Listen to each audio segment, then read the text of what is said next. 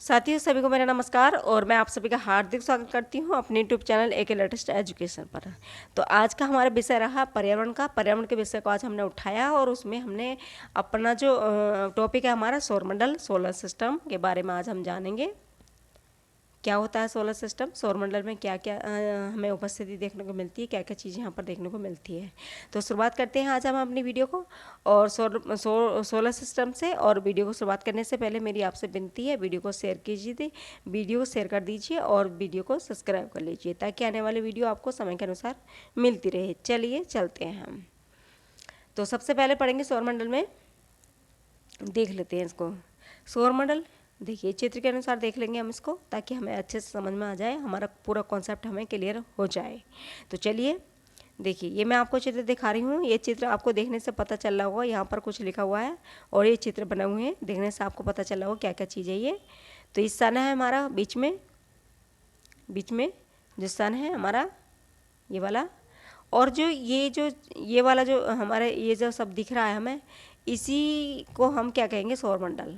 इसके अंदर ग्रह जो उपस्थित होते हैं, इसके अंदर जो भी उपस्थित होता है, ग्रह या क्षुद्र ग्रह या उल्का, जो भी कुछ इसमें उपस्थिति होती है, ये सभी हमारा क्या कहलाता है, सौरमंडल कहलाता है। यही हमारा क्या है, सौरमंडल है। इसी को हम सौरमंडल बोलेंगे। सौरमंडल में हमारे ग्रहों की उपस्थिति होती है, ग्रह उपस्थित होते हैं, हमारे उल्काएं होती हैं और क्षुद्र ग्रह होते हैं, हमारे मंदाकिनी होती हैं। ये सब हमारा देखने को हमें कहाँ मिलता है, सौरमंडल के अंदर। ये सब हमें पढ़ने को कहाँ मिलेगा, सौरमंडल में। तो देखिए मैंने अभी आपको चित्र के अनुसार दिखाया। ये बार चित्र आपको अच्छे से मतलब गौर से इसको देखेंगे तो आपको दिमाग में ये बस जाएगा। जब दिमाग में बच जाएगा तो इसके आपको कॉन्सेप्ट क्लियर हो जाएंगे, कहाँ सूर्य होता है, कहाँ बुध होता है, कहाँ शुक्र होता है, कहाँ पृथ्वी होती है, कहाँ मंगल होता है, कहाँ बृहस्पति होता है, कहाँ शनि होता है, कहाँ अरुण और कहाँ वरुण, हमारे जो 8 ग्रह वो कहाँ होते हैं। तो देखिए सबसे पहले इसके बारे में हम थोड़ा सा पढ़ लेते हैं, अच्छे से जान लेते हैं। देखिए तो सौरमंडल सोलर सिस्टम सूर्य के जो चारों ओर चक्कर लगाने वाले जो विभिन्न ग्रह, क्षुद्र ग्रह, उल्काएं और अन्य आकाशीय पिंडों के समूह को हम क्या कहते हैं, सौरमंडल कहते हैं, है ना। यानी सूर्य के और चारों ओर जो भी कुछ चक्कर लगाने वाले हमें दिख रहे हैं, जो भी कुछ ग्रह हमारे चक्कर लगा रहे हैं या फिर क्षुद्र ग्रह हमारे चक्कर लगा रहे हैं, या उल्काएं कोई भी नजर आती है हमारी, जो हमारे तारे जिनको हम बोलते हैं आकाशीय पिंड, जो आकाशीय पिंड होते हैं, उन्हीं के समूह को हम सौरमंडल कहते हैं। सौरमंडल का जो समस्त ऊर्जा का स्रोत होता है वो सूर्य होता है। यानी सूर्य से ही क्या होता है, समस्त ऊर्जा हर चीज़ को मिलती रहती है। यहाँ से सूर्य का जो प्रमुख स्थान है, प्रमुख स्रोत जो है वो सूर्य है। सूर्य जो है पूरे सौरमंडल को ऊर्जा देता है। पूरे सौरमंडल में ही सूर्य से ऊर्जा मिलती रहती है। तो सूर्य इसलिए क्या होगा, सूर्य मंडल का प्रधान होगा। यानी सूर्य सौरमंडल का प्रधान होगा क्योंकि सबको ऊर्जा दे रहा है, क्योंकि राजा ही सबको ऊर्जा देता है ऐसा माना जाता है। तो सूर्य भी इसी तरह सबको ऊर्जा देता है, तो उस सूर्य को ही प्रधान माना जाता है। ये अब इसके बारे में देखिए, ये क्या, इसको क्या क्या इसमें देखने को मिलता है। तो ये हमारी जो है सूर्य हमारी मंदाकिनी दुग्ध मेखला के केंद्र से लगभग 30,000 प्रकाश वर्ष की दूरी पर एक कोने में स्थित है। यानी सूर्य की स्थिति बताई जा रही है आपको कि सूर्य जो है हमारा, यह हमारी मंदाकिनी दुग्ध मेखला के केंद्र से लगभग 30,000 प्रकाश वर्ष की दूरी पर एक कोने में स्थित है। यह मंदाकिनी के केंद्र के चारों ओर 25 किलोमीटर प्रति घंटा सेकंड की स्पीड से परिक्रमा करता है। यह मंदाकिनी के केंद्र के चारों ओर लगभग 250 किलोमीटर प्रति घंटा, यानी प्रति सेकंड की गति से परिक्रमा काल जो है इसका 25 करोड़ वर्ष है, जिसे ब्रह्मांड वर्ष या फिर कॉस्मोस ईयर कहा जाता है ना। चलिए देखते हैं। तो ये देखिए स्थिति देख लीजिए, क्या स्थिति चमक रही है हमारे यहाँ से। तो देखिए सूर्य हमारा यहाँ पर दिख रहा है, बुध हमारा इसके पास में दिख रहा है। बुध यानी सबसे पास कौन होगा, बुध होगा, फिर उसके पास कौन होगा, फिर शुक्र होगा, फिर हमारा पृथ्वी है, फिर अब पृथ्वी के बाद हमारी मंगल है, मंगल के बाद हमारा बृहस्पति है, बृहस्पति के बाद हमारे क्या है, शनि है, और शनि के बाद हमारा अरुण, अरुण के बाद हमारा वरुण, है ना। तो सूर्य हमें सबसे पहले दिख रहा है हमारा सूर्य, सूर्य के बाद हमारा बुध, बुध के बाद शुक्र, शुक्र के बाद पृथ्वी, पृथ्वी के बाद मंगल, मंगल के बाद बृहस्पति, बृहस्पति के बाद शनि और शनि के बाद अरुण और वरुण। ये 8 ग्रह हमें देखने को मिल रहा है। यम हमारा इसमें नहीं रखा, अब इसको हटा दिया गया यम को। चलिए देख लेते हैं तो कौन कौन से ग्रह थे अभी देख लेते हैं हम इनको। सबसे पहला हम देखेंगे नोट में बुध, बुध को इंग्लिश में बोलेंगे मरकरी, शुक्र को बोलेंगे वीनस और पृथ्वी को बोलेंगे अर्थ और मंगल को बोलेंगे हम मार्स और बृहस्पति को बोलेंगे हम जुपिटर और शनि को बोलेंगे स्टेरन, अरुण को बोलेंगे यूरेनस, वरुण को बोलेंगे नेपच्यून। तो ये हमारे 8 ग्रह देखने को हमें मिल रहे हैं अभी और इनके बारे में हमने जान लिया है। अब देखेंगे आकार के अनुसार, अभी देखेंगे हम आकार के अनुसार ग्रहों का क्रम कैसा है, यानी कौन सा ग्रह बड़ा है, कौन सा छोटा है, उनकी सापेक्ष स्थिति कैसी है, वो किस तरह का दिख रहा है, उसमें क्या क्या चीज़ हमें दिख रही है। तो ये आकार के अनुसार हम इनको ये देख लेते हैं। तो आकार के अनुसार देखते हैं हम। देखिए आकार के अनुसार देखेंगे तो बृहस्पति सबसे पहले नंबर पर होगा, सबसे बड़ा हमारा ग्रह होगा बृहस्पति, उसके बाद होगा हमारा शनि, शनि के बाद अरुण, अरुण के बाद वरुण, वरुण के बाद पृथ्वी और पृथ्वी के बाद शुक्र, शुक्र के बाद मंगल, मंगल के बाद बुध। ये हमारी स्थिति होगी हमारी आकार की दृष्टि से, यानी आकार में कौन सा बड़ा है कौन सा छोटा है। अगर छोटा माना गया तो सबसे पहले देखेंगे बुध हमारा छोटा दिखाई दे रहा है, सबसे बड़ा बृहस्पति, सबसे छोटा बुध और सबसे बड़ा बृहस्पति।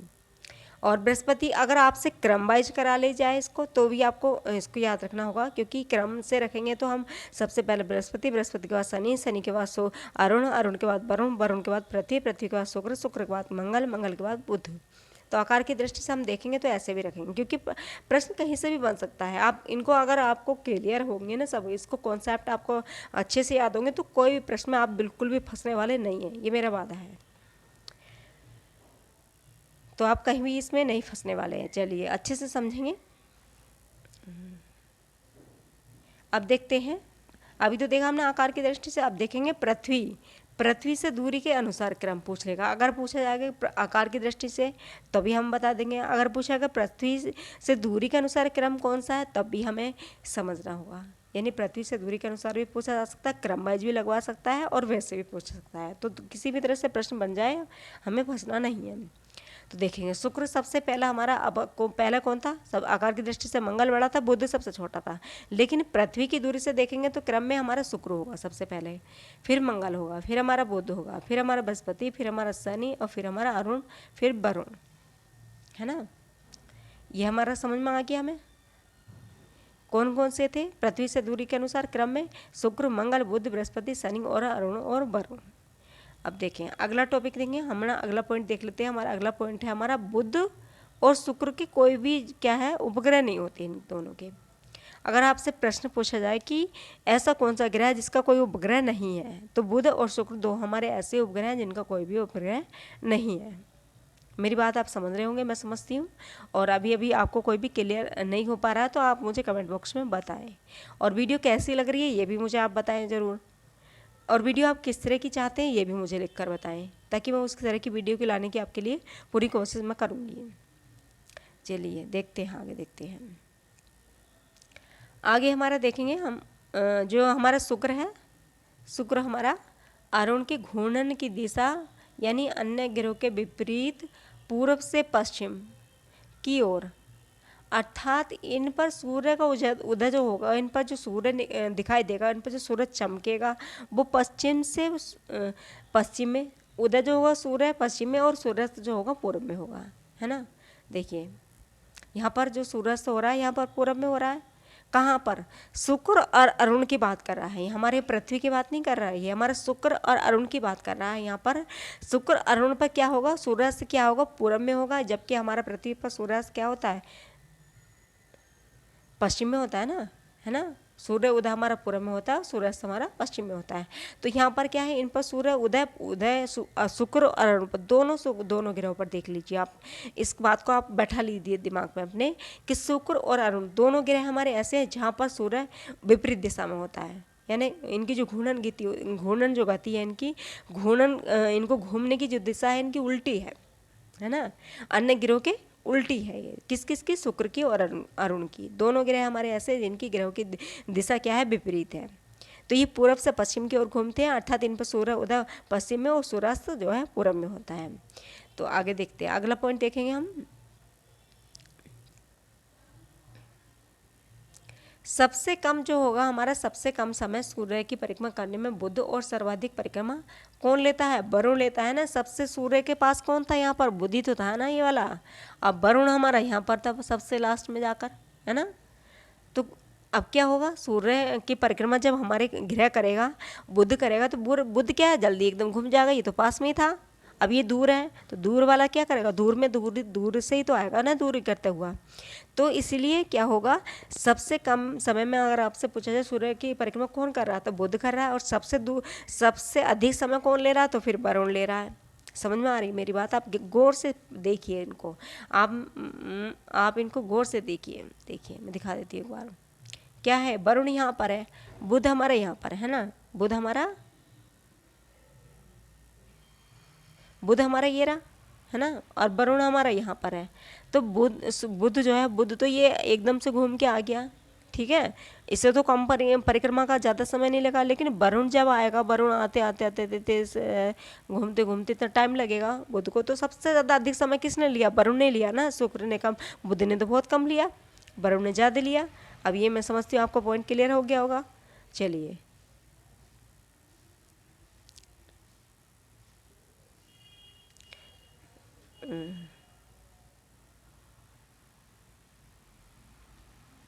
अपनी धुरी पर अगला पॉइंट देखेंगे हम। अपनी धुरी पर सबसे तेज जो घूर्णन करता है, सबसे तेज जो घूमने वाली गति है, वो बृहस्पति की है। तथा सबसे धीरे घूर्णन कौन करता है? शुक्र करता है।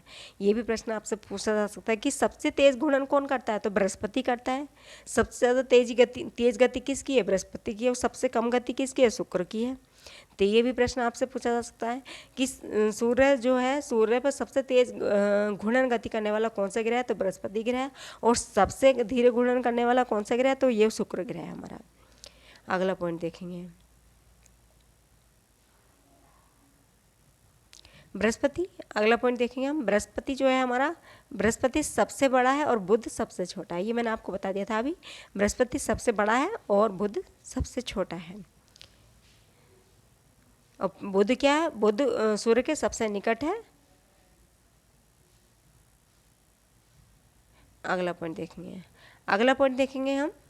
सर्वाधिक गर्म कौन है? सर्वाधिक गर्मी कहाँ आती है? सर्वाधिक गर्मी होती है हमारे शुक्र पर। और सबसे अधिक ठंडा कौन है? क्योंकि ठंडा है ये वरुण। ठंडा क्यों है? देखिए यहाँ पर सूर्य जब गर्मी फेंकता है, देखिए शुक्र क्या है, देखिए सूर्य जब गर्मी फेंकता है तो शुक्र के पास ज़्यादा ये ना, यहाँ पर पास में ही है ना शुक्र, ये वाला शुक्र हमारा पास में पड़ रहा है। अब क्या है? वरुण हमारा ये हमारा यहाँ पर पड़ रहा है। तो यहाँ पर गर्मी पहुँचते धीरे पहुँचेगी ना, तो इसलिए सबसे गर्म क्या होगा? हमारा शुक्र होगा। और सबसे कम यानी ठंडा जो होगा हमारा वरुण होगा सबसे। तो ये भी पॉइंट आपको क्लियर हो गया होगा। चलिए,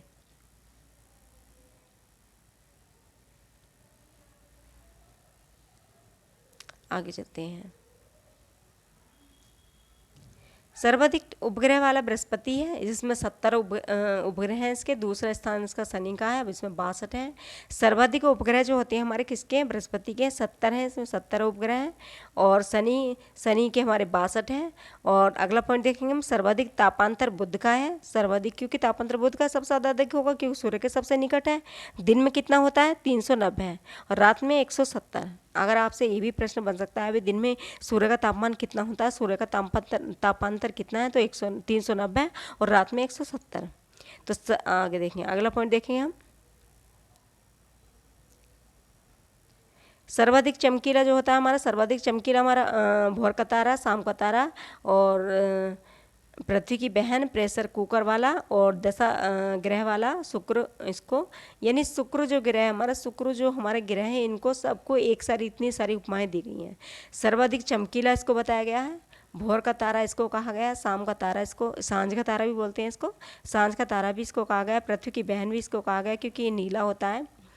और प्रेशर कुकर यानी उसका जो मतलब इसकी जो वो है चमकीला है ना इसको, और तेज प्रेशर देता है, तो इसको भी प्रेशर कुकर के समान माना गया है। 10 दशा वाला माना गया है इसको। तो शुक्र को इतनी सारी उपमाएं दी गई हैं।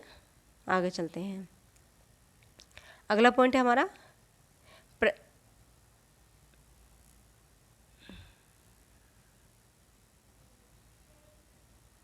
अगला पॉइंट है हमारा पृथ्वी के समान दिन अक्षीय झुकाव वाला ग्रह हमारा कौन है? मंगल है। यानी पृथ्वी के जो समान दिखने वाला है अक्षीय झुकाव में, अक्षीय झुकाव किसका है? मंगल का। किसके समान है? पृथ्वी के। यानी दोनों की समानता अक्षीय झुकाव की समान है। यानी पृथ्वी के समान दिखने वाला अक्षीय झुकाव में कौन है? मंगल ग्रह है। और मास्टर ऑफ गार्ड लघु तंत्र बृहस्पति को इसको कहा गया है। मास्टर माइंड यानी master of the guard, master of guard लघु और तंत्र, इन दोनों को, ये दोनों उपमाएं किसको दी गई हैं? बृहस्पति को दी गई हैं। गैसों का गोला, अगला पॉइंट देखें, गैसों का गोला सर्वाधिक चपटा आकाशगंगा सदृश है ग्रह, ये हमारा कौन है? गैलेक्सी लाइक प्लांट किसको कहा गया? शनि को। गैलेक्सी लाइक प्लांट हमारा शनि को कहा गया है। इसको गैसों को गोला कहा गया है। इसको सर्वाधिक चपटा कहा गया, आकाशगंगा के समान सदृश दिखने वाला कहा गया है इसको।